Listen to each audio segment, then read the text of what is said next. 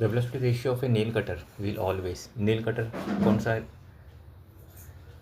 Ratio से? more than one by type.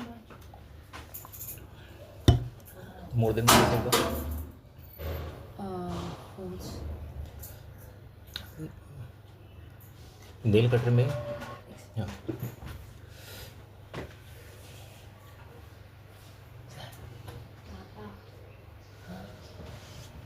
आने दे bedroom में बोल। अच्छा अच्छा ले ले ले ले, वो ले ले तू बस।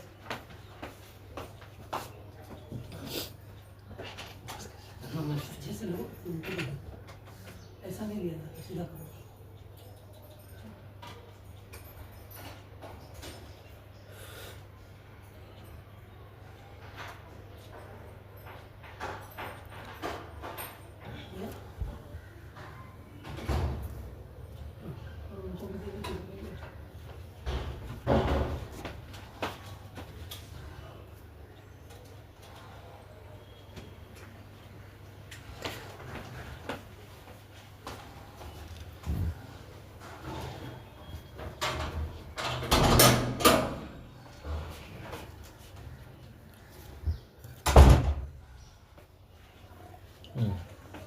देख बेटा, नेल कटर में मेरा फुलक्रम यहाँ पे बीच में रहता है और जिस तरफ हम लोग प्रेस करते हैं, एफर्ट लगाते हैं, वो आर्म मेरा बड़ा रहता है। मतलब effort arm is greater than load arm. अगर एफर्ट आर्म ग्रेटर है लोड आर्म से तो वेलोसिटी रेशियो क्या रहेगा? D/dl। वेलोसिटी रेशियो मेरा greater than, more than correct होगा, ठीक है। Electrical component which can be used in a place of A switch. कौन सा कंपोनेंट प्लेस ऑफ स्विच की जगह पे हम यूज़ कर सकते हैं? फ्यूज़ या मिनीचर सर्किट ब्रेकर या ट्रांसफार्मर या रियोस्टेट। जो मेरा ऑन ऑफ का भी काम करेगा। MCB. यस, MCB, क्योंकि MCB हमारा नॉर्थ एंड साउथ दोनों से कनेक्ट करता है, ऑन ऑफ दोनों काम करेगा वो, ठीक है। इस क्वेश्चन में देखते भी, इन केस ऑफ, इस क्वेश्चन में in case of machine which is a force multiplier if the load is disturb. Force multiplier मतलब MA क्या रहेगा? फोर्स मल्टीप्लायर में MA ग्रेटर देन 1 रहेगा। यस, तो mechanical advantage double, mechanical advantage is half, या velocity ratio is double, या mechanical advantage remains same. Double. Mechanical advantage double if the load is, देख force multiplier में मेरा MA greater than 1 होता है। MA is equal to load upon effort. Yes, if load is double then, अगर load मेरा double हो गया तो मैकेनिकल एडवांटेज भी डबल हो जाएगा। क्लियर?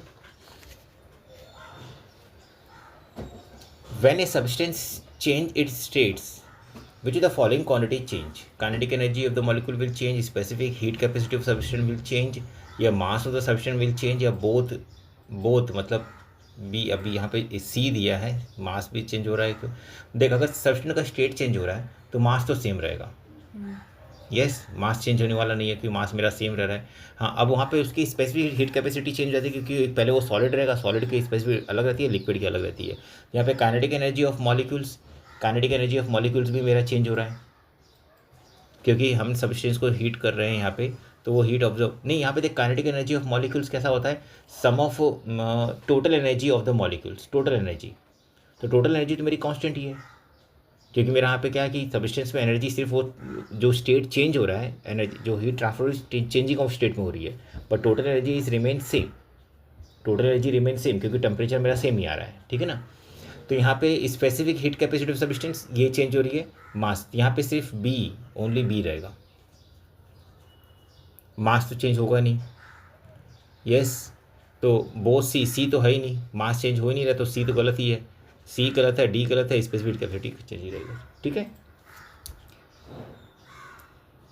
नेक्स्ट में देख, a fix register is made of, अब यहाँ पे दो, यहाँ पे alloy lead and teen. Register देख, फ्यूज मिलता है लीड एंड टीन से। नाइक्रोम आपका रेजिस्टेंस है एक। देख, अब यहाँ पे कौन सा एलॉय जो फिक्स रेजिस्टेंस क्या होगा कि जो टेम्परेचर इंक्रीज डिक्रीज करने पे उसका रेजिस्टेंस चेंज नहीं हो, वो एलॉय होता है कंसिस्टेंट या मैग्नेट। तो हमारा आएगा कंसिस्टेंट, समझ गए। नेक्स्ट देखते हैं, higher the current rating is the fuse wire, अगर current rating higher the current rating तो थिकर फ्यूज वायर रहेगा कि थिनर फ्यूज वायर रहेगा कि लॉन्गर फ्यूज वायर रहेगा कि नन ऑफ द एबो रहेगा। थिनर। थिनर में कैसा रहता है, अगर मेरा हायर द करंट रेटिंग है तो is the fuse wire thinner कैसे बोलेगा बेटा, क्योंकि थिन वायर जो हम लोग बहुत ऐसा यूज़ करते हैं जिसमें करंट बहुत कम रहता है, करंट बहुत कम रहता है। हायर द करंट रेटिंग मतलब कि उसकी मेल्टिंग पॉइंट कैसे होनी चाहिए, हाई। मेल्टिंग पॉइंट उसकी हाई। लो मेल्टिंग पॉइंट होना चाहिए ना। फ्यूज़ का कैरेक्टरिस्टिक्स क्या है, low melting point and high resistance. Yes, तो मेल्टिंग पॉइंट मेरा लो रहना चाहिए, और मेल्टिंग पॉइंट लो रहने के लिए, क्योंकि अगर मेरा करंट अगर मैं हायर ले रहा हूँ तो वोल्टेज मेरा लो रहेगा, और वोल्टेज लो रहेगा तो मेल्टिंग पॉइंट मेरा यहाँ पे ज़्यादा हो जाएगा। यस, तो ज़्यादा रेजिस्टेंस, यहाँ पे ज़्यादा रेजिस्टेंस मतलब थिनर ही चाहिए, थिकर नहीं चाहिए, थिनर ही चाहिए। यस,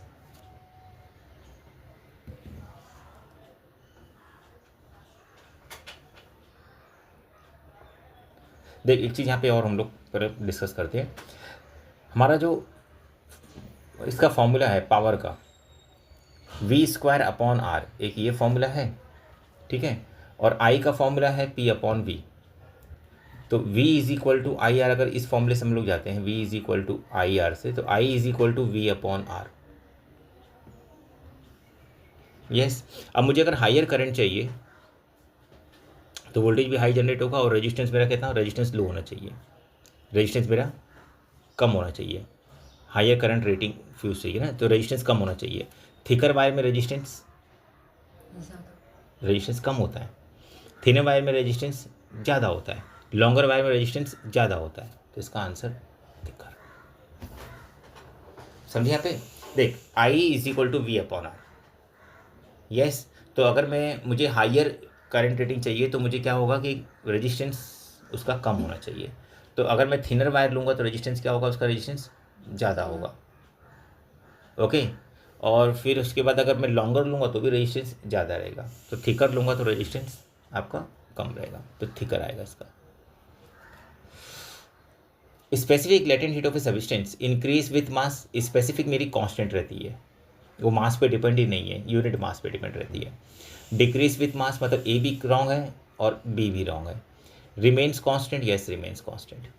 चेंज विथ टेम्परेचर, अब यहाँ पे specific heat capacity, specific latent heat of a substance change with temperature, specific heat capacity change नहीं होती है, सिर्फ इसकी रिमेन्स हमेशा कांस्टेंट रहती है, ठीक है।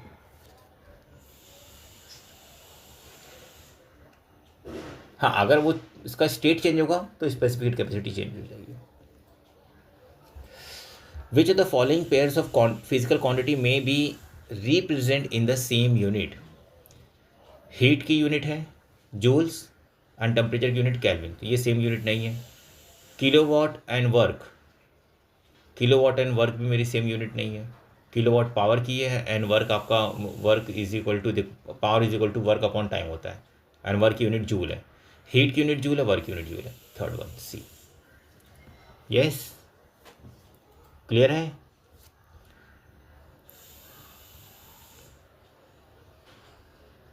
इस क्वेश्चन में देखा भाई, एक न्यूमेरिकल्स है।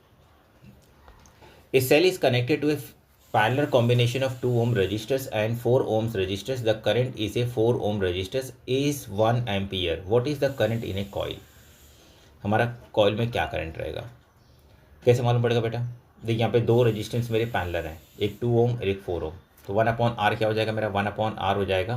1/R is equal to 1/2 plus 1/4।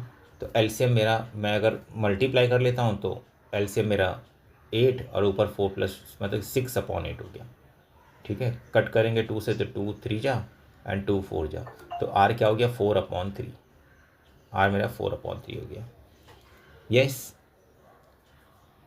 Clear this things, are मेरा 4/3 हो गया। अब इसने बोला क्या, a cell is connected to a parallel combination 2 and 4 ohm resistors and the current is in 4 ohm resistor is 1 ampere. 4 ohm में 1 ampere है, तो 2 ओम में कितना रहेगा? याद रखना कि हमेशा हमारा जो करंट रहता है, मैंने इसे सॉल्व करने की जरूरत भी नहीं थी। करंट कैसा रहता है कि करंट हमारा जिसमें कम रेजिस्टेंस में ज़्यादा करंट जाता है और जिसमें ज़्यादा है उसमें कम करंट जाता है। और रेशियो देख यहाँ पे अगर 4 ये उसका आधा है तो इसका मतलब उसका आधा करंट नहीं जाएगा, इसका दुगना करंट इसमें जाएगा। तो इसमें कितना जाएगा? 2 एम्पियर जाएगा। कितना जाएगा? 2 एम्पियर जाएगा। Clear this things? ओके। हमेशा देखो इसको मालूम पार्ट में डिवाइड कर, जैसे ये मान लिया अगर मैं इसे x लेता हूँ तो ये क्या हो जाएगा? मेरा 2x हो जाएगा। टोटल कितना हो गया? 3x हो गया। यस। तो ये मेरा क्या होगा? 2/3 और ये मेरा क्या हो गया? 1/3। तो 2/3 करंट उसमें जाएगा, 1/3 इसमें जाएगा। क्लियर? ओके। तो उसमें 2 एम्पियर जाएगा। सी वाला ऑप्शन करेक्ट है।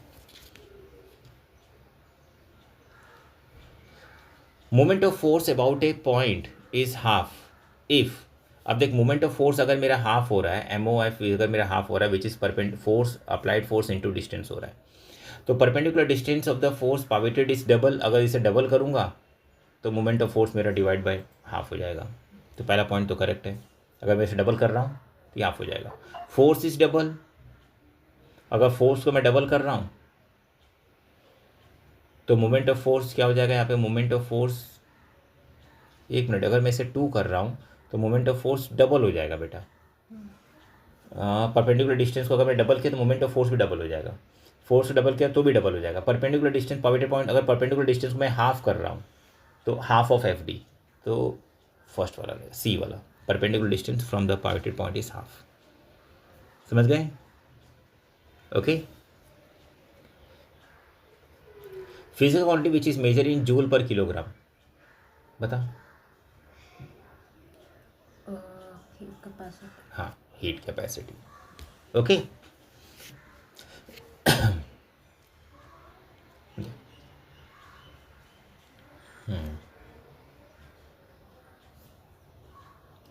इस क्वेश्चन में देखो अभी, forces are applied to uniform beam pivoted at the center, which beam is balance, कौन सी बीम बैलेंस है? तो ये मेरा कितना है? 0.4 इंटू 10 मतलब 4 न्यूटन मीटर। इधर कितना है? 0.4 इंटू 10, ये भी 4 न्यूटन मीटर है, मतलब यही मेरा बैलेंस दिख रहा है, दोनों मेरे 4 न्यूटन मीटर। पर हाँ एक चीज़ और, ये मेरा क्लॉकवाइज जनरेट हो रहा है, ये भी क्लॉकवाइज जनरेट हो रहा है। यस, दोनों मेरे क्लॉकवाइज है, तो ये बैलेंस कैसे होगा? ये क्लॉकवाइज रोटेशन हो गया, तो ये पहला वाला नहीं है। दूसरा वाला भी देख 0.4, हाँ अब ये मेरा, ये एंटी क्लॉकवाइज और ये क्लॉकवाइज। यहाँ पे 0.2 इंटू 10 0. ये अब मेरा 2 न्यूटन मीटर, ये 4 न्यूटन मीटर है, ये भी नहीं है। ये वाला वापस ये तेरा करेक्ट है, पर यहाँ पे देख 4 इंटू 5 ये 22 न्यूटन मीटर, ये भी तेरा नहीं है। थर्ड वाला देख 5 इंटू 4 आएगा 22 न्यूटन मीटर, ये तेरा एंटी क्लॉकवाइज एंड 2 मीटर ये क्लॉकवाइज। हाँ ये वाला ऑप्शन है डी। समझ बेटा?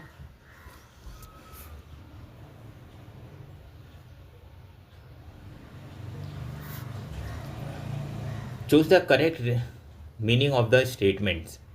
Efficiency of machine is 60%. In a given ratio, MA greater than VR, MA is less than VR. अगर efficiency 60% है मतलब efficiency 100% रहेगी, MA always less than VR। और efficiency अगर 100% है तो MA is equal to VR हो सकता है। तो MA यहाँ पे greater than VR, ये मतलब first statement is false। 60% of total energy of supplied is obtained as useful energy। तो मतलब जो 60% जो टोटल एनर्जी मेरी यूज़फुल एनर्जी है, इसमें एफिशिएंसी 60% में यूज़फुल एनर्जी है, ये स्टेटमेंट करेक्ट है। 60% टोटल एनर्जी इज लॉस्ट, ये एक स्टेटमेंट सी वाला वापस गलत है। ए गलत है गया, सी गलत हो गया। The power output is more than the power input, power output more than input नहीं है, power output is less than input, तो सी वाला मतलब बी वाला इज करेक्ट ऑप्शन। क्लियर? अच्छे हैं MCQ ना? देख बेटा इस क्वेश्चन में देख अभी 14th वाला,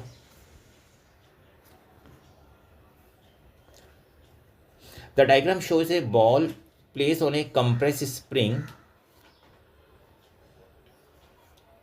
observe the diagram state the energy changes in the ball.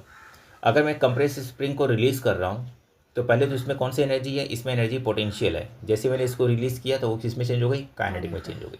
तो पोटेंशियल टू काइनेटिक इसके अंदर है। काइनेटिक टू पोटेंशियल ये रॉन्ग है, केमिकल टू काइनेटिक ये भी रॉन्ग है, elastic potential energy to chemical ये भी रॉन्ग है, electric potential to gravitation potential, elastic potential to gravitation potential energy.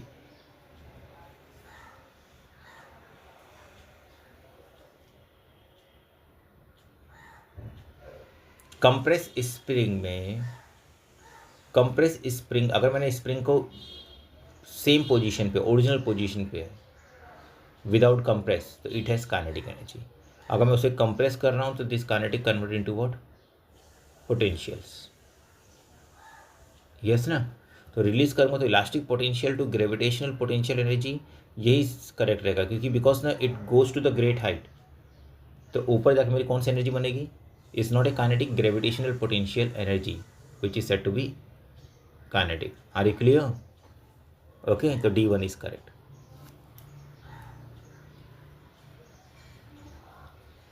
The resistance of semiconductor decrease, semiconductor का resistance मेरा डिक्रीज कब होता है, जब टेम्परेचर राइज करते हैं, तो increase in temperature, first one is correct. Okay, increase in temperature आएगा, first one is correct. Clear बेटा, कोई डाउट नहीं ना? चलो क्वेश्चन नंबर 2 देख।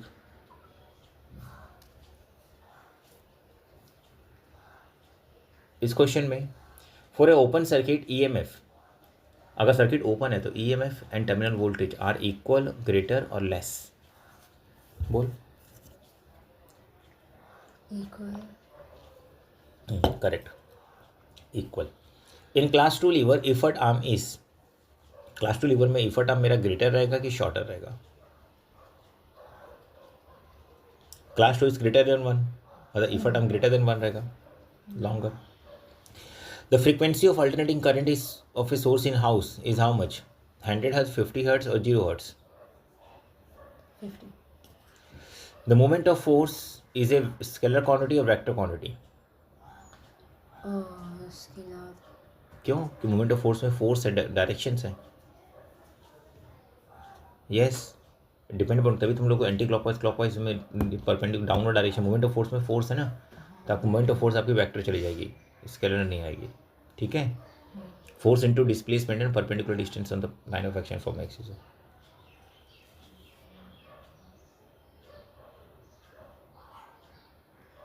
फोर्स की यूनिट न्यूटन है, वेट की यूनिट न्यूटन है, weight downward direction vector quantity है, तो आपका फोर्स की यूनिट न्यूटन, तो वो भी वेक्टर क्वांटिटी होगी, तो मेरा न्यूटन मीटर, न्यूटन इसमें जो है वो वेक्टर क्वांटिटी का है। Clear? On doubling the mass of the moving body the kinetic energy, अगर मास में डबल कर रहा हूँ तो हाफ, ये मेरा 2m हो गया v², तो मेरा काइनेटिक एनर्जी क्या हो जाएगी, काइनेटिक एनर्जी इस डबल हो जाएगी। Okay, kinetic energy double, half और 4 time kinetic energy also double, क्योंकि मैंने मास को डबल किया है, तो वेलोसिटी डबल करूँगा तो 4 टाइम हो जाएगी, ठीक है ना। A fuse has a current rating 7 ampere, it can be use for the appliance और नॉट। हाँ, ये क्वेश्चन मैंने कई जगह देखा है बेटा, ये क्वेश्चन बहुत इंपॉर्टेंट है। फ्यूज, अभी मुझे क्या करना है ना, इससे किलोवाट और वोल्टेज से मुझे पहले आई निकालना है। अब हमारा फॉर्मूला क्या है, I is equal to P upon V, ठीक है। पी मेरा कितना है, 1 किलोवाट, मतलब कितना हो गया 1000 अपॉन 220। अब इसे डिवाइड कर लो, तो 100 डिवाइड बाई 22, मतलब 22 से अगर डिवाइड कर रहे हैं तो ये 50 अपॉन 11 हो गया, 11 4 जा, मतलब मेरा फ्यूज़ रेटिंग इसमें कम है, तो the fuse rating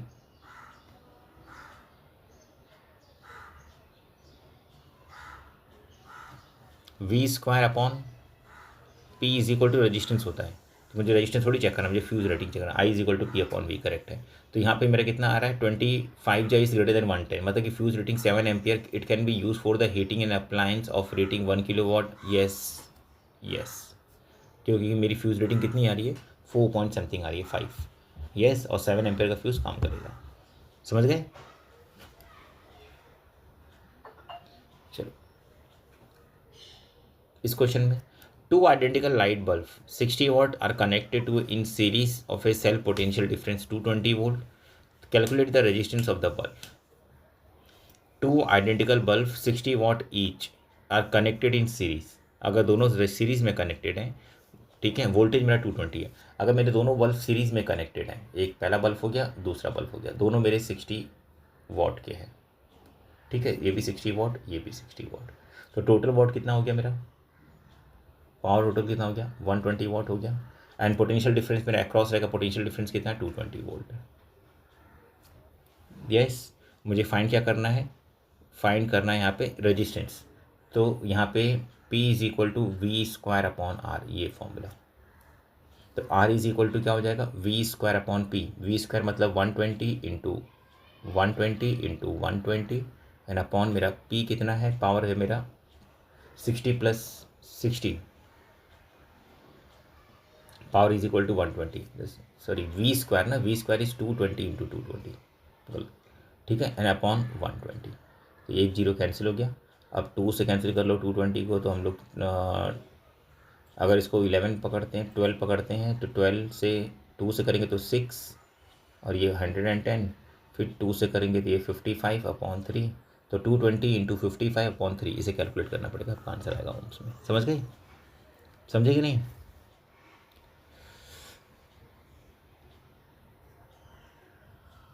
next question देख, क्वेश्चन नंबर सी देख।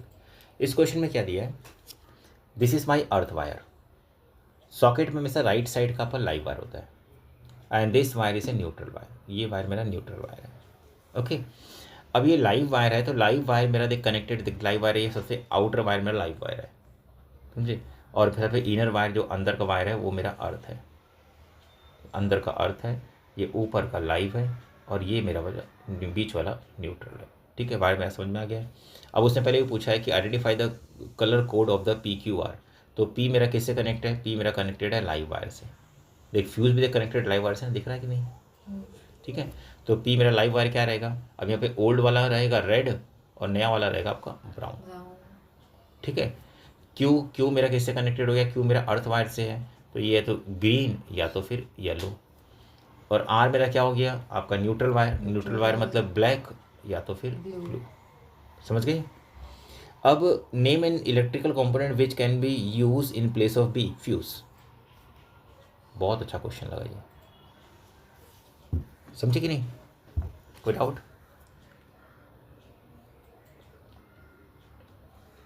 सर पानी और दे दूं? हाँ मैं ले लूँगा, मैं अनुसार दे देगी मुझे। ठीक है बेटा, देख क्वेश्चन नंबर 3 देख अभी यहाँ पे।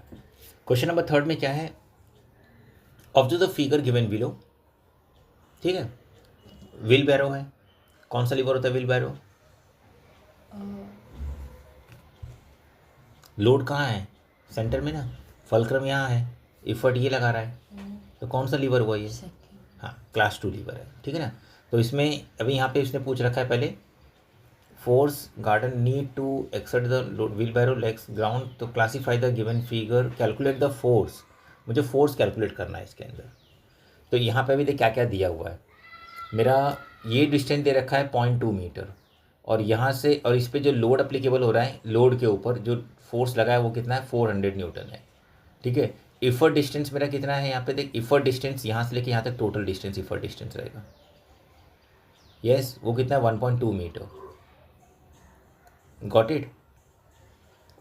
और ये 0.5 क्या है मेरा, 0.5 is a centre point, 0.5 metre is a centre point, fulcrum 0.2 metre पे है।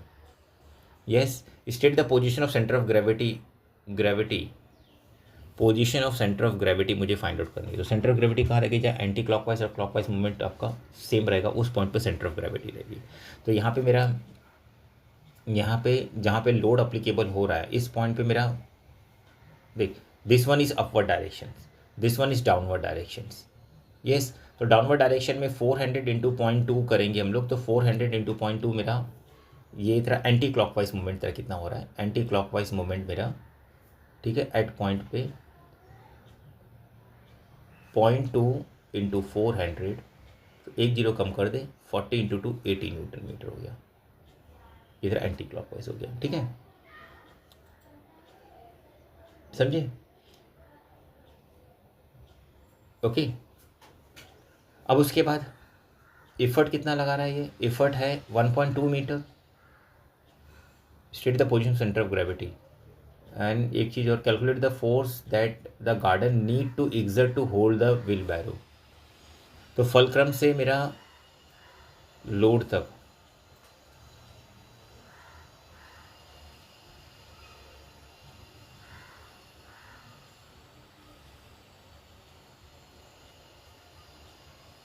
अब यहाँ पे इसका एफर्ट निकालने के लिए मुझे क्या करना पड़ेगा, एफर्ट का डिस्टेंस 1.2 है, एफर्ट का वेट मुझे निकालना है, डिवाइड बाय 1.2 कर लो, तो 800 डिवाइड बाय 12, 4 2 जा 4 3 जा, तो 200 डिवाइड बाय 3, तो 3 6 जा 18, 23 6 जा 18, 66.66 मतलब 66.7 न्यूटन, इतना एफर्ट ये लगा रहा है। ओके, समझी। अब इसने बोला है कि state the position of centre of gravity, तो सेंटर ऑफ ग्रेविटी मेरी कहाँ पे यहाँ पे रहेगी, state the position of centre of gravity. अब इस पॉइंट को उसने दे रखा, मेजर कर रखा है 0.5, किसको, इस पॉइंट को, यस। तो अगर मैं इसे शिफ्ट करूँगा, क्योंकि मेरा इस साइड का जो हो रहा है 66 into centre of gravity exactly middle में तो आ ही नहीं रही है, फलक्रम मेरा यहाँ पे दिखा रखा है उसने,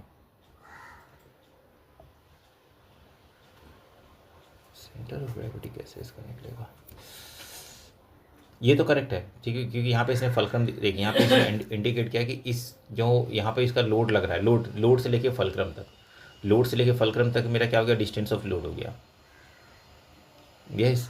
एंड लोड से लेके मेरा फलक्रम से लेके इफर्ट तक मेरा डिस्टेंस ऑफ इफर्ट हो गया। अच्छा, इसमें एक तरीके से और ये कर सकते हैं, पहले एम ए निकाल ले इसका, एम ए मेरा क्या होगा, डिस्टेंस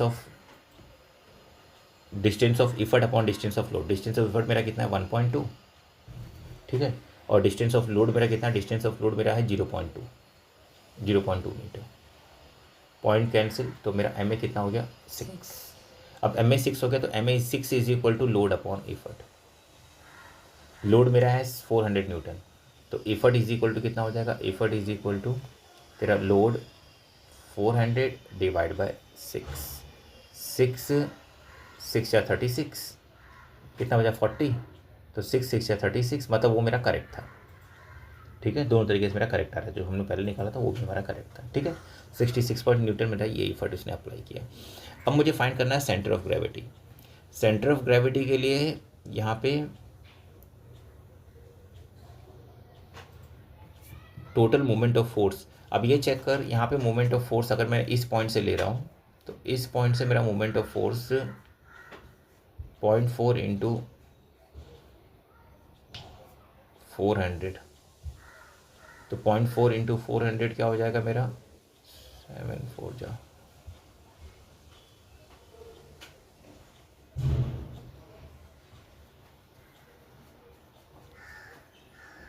यहाँ पे ना रहने दे, इस क्वेश्चन देखते हैं बाद में, सेंटर ऑफ ग्रेविटी किसने निकाला था, इफर्ट में देगा, हाँ इफर्ट तेरा 66.6 न्यूटन है। सेंटर ऑफ ग्रेविटी के लिए, क्योंकि यहाँ पे अगर मैं यहाँ पे बोले तो बस यही चेक करना पड़ेगा, 0.5 मीटर डिस्टेंस लिया और लोड मैंने ये 500 लिया, 400 लिया, तो कौन होता है 200 न्यूटन मीटर मेरा क्लॉकवाइज हो गया, 200 न्यूटन मीटर मेरा ये एंटी क्लॉकवाइज हो गया, ये एंटी क्लॉकवाइज है। अब क्लॉकवाइज यहाँ से अगर मैं 0.4 ले रहा हूँ और यहाँ तक मेरा डिस्टेंस कितना हो गया 0.7 हो गया, 0.5 एंड प्लस ये डिस्टेंस मेरा 0.7 हो गया, तो 0.7 इंटू कितना आया था वो 66.7, तो 67 ले लेता हूँ, तो 67 में मेरा 7 7 जा 49, 4 कैरी 7 6 जा 42, 42 एंड 4 42 46, डेसिमल भी आएगा यहाँ पे, ये नहीं आ रहा है, 200 न्यूटन मीटर शो करना चाहिए, रहने दे इसको, ठीक है, आगे क्वेश्चन देखते हैं। हाँ, सेंटर ऑफ ग्रेविटी बताना है मुझे, सेंटर ऑफ अरे सेट मैं इतनी देर से सेंटर ऑफ ग्रेविटी इसका नहीं है, ये इसका क्वेश्चन नहीं है, ये क्वेश्चन नंबर ए हमारा कंप्लीट, इफर्ट निकल गया 66 पॉइंट, ठीक है ना, ये बी सेंटर ऑफ ग्रेविटी, इन दोनों का बताना है। इतनी देर से तो माथा उसमें फोड़ रहा हूँ। सॉलिड स्फीयर का क्या रहेगा, ज्योमेट्रिकल सेंटर, ठीक है, होलो कोन का क्या रहेगा, 3h/4,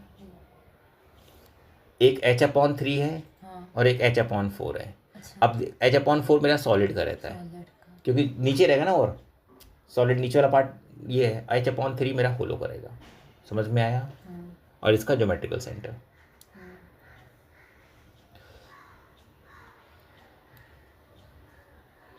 इस क्वेश्चन को एक ग्लास पानी लेकर फिर कंटिन्यू करते हैं।